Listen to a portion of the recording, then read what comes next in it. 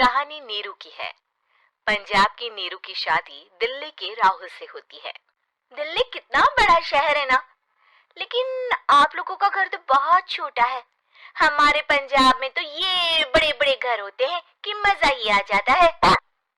कोई बात नहीं नीरू, मैं भी तुम्हारे लिए बहुत बड़ा मकान बनाऊंगा बहुत जल्दी। नीरू के पिता जहाँ पंजाब के जाने माने व्यापारी थे, वहीं उसका पति राहुल दिल्ली में एक सिंपल नौकरी करता था। माँ, यहाँ तो घी मक्खन इतना महंगा है कि क्या बताऊं। मैं तो तरस ही जाती हूँ घी खाने के लिए। नीरू की माँ को ये सुनकर बहुत दुख होता है। मेरी बेटी को घी नसीब नहीं हो रहा है और ये बहू यहाँ बैठकर घी में शक्कर डाल रही है। देख वनिता, मैं साफ कह रही हूँ, इस घर में जितना घी आएगा उतना ही मेरी बेटी के घर दिल्ली भी जाएगा। अरे ये क्या बात होती है माँ जी? बेटी को उतना ही करो जो अच्छा लगे।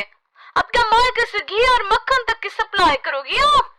हाँ, मेरी बेटी किसी चीज को तरसे मुझसे बर्दाश्त नहीं होता। अब क्या था, नीरू के मायके में 2 किलो घी आता तो 2 किलो दिल्ली जाता नीरू के पास। एक दिन, माँ बड़ी गर्मी पड़ती है दिल्ली में। इस घर में तो एक ही एसी है और वो भी ड्राइंग रूम में। सारा परिवार एक ही कमरे में सोता है।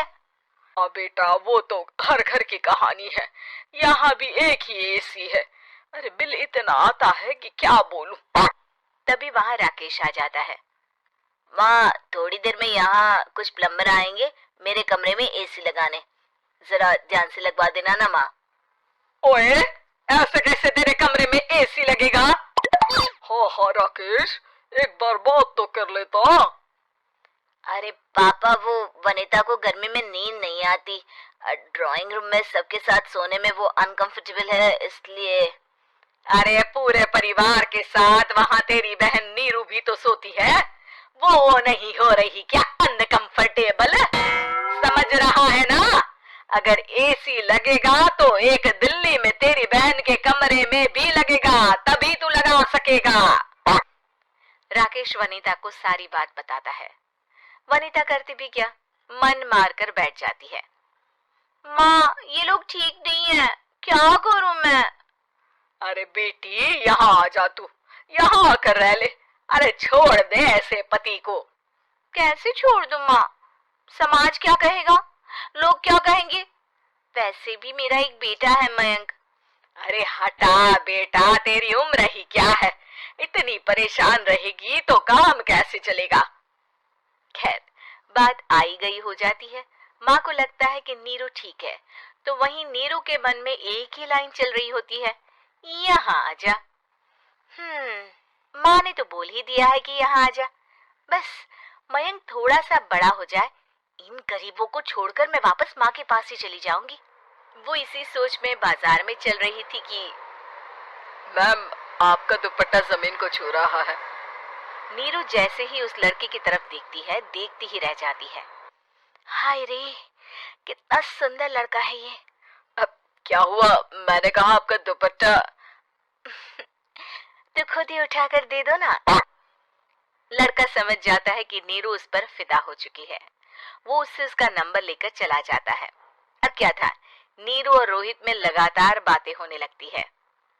मैं हरियाणा का रहने वाला हूँ, यहाँ एक बड़ी कंपनी का मैनेजर हूँ। अच्छा, और कितने बच्चे हैं तुम्हारे? बच्चे? अरे मेरी तो शादी भी नहीं हुई है। तुम बताओ, शादी करोगी? नीरू शर्मा जाती है। अब लेकिन मैं तो पहले से ही शादीशुदा हूँ। मुझे फर्क नहीं पड़ता, बस तुम शादी कर लो, भाग चलते हैं। बहुत पैसे वाला हूँ मैं, हमेशा खुश रखूंगा तुम्हें। नीरू रोहित से मिलकर सारा प्लान बना लेती है और फिर एक दिन घर से भाग जाती है।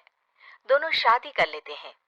शादी के बाद, क्या बात है नीरू, तुम्हें परेशान सा देखता हूँ, सब ठीक तो है ना? हाँ हाँ, सब ठीक है।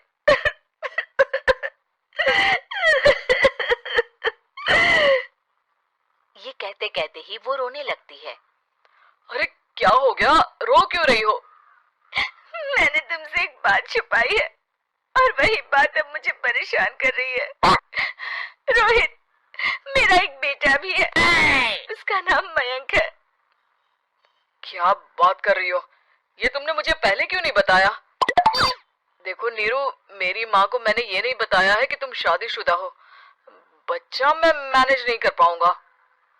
नीरू को समझ में नहीं आता कि वो क्या करे। तुम उस बच्चे को अपनी माँ को क्यों नहीं दे देती? नीरू चुपके से माँ को फोन करती है।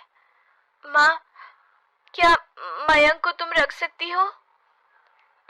बेटा, मैं राकेश के साथ बात करती हूँ। आखिर घर का बेटा वही है, जो वो बोलेगा। वैसे भी बेटा, तूने जो किया है ना, उसके बाद से पूरा घर तेरी बुराई कर रहा है।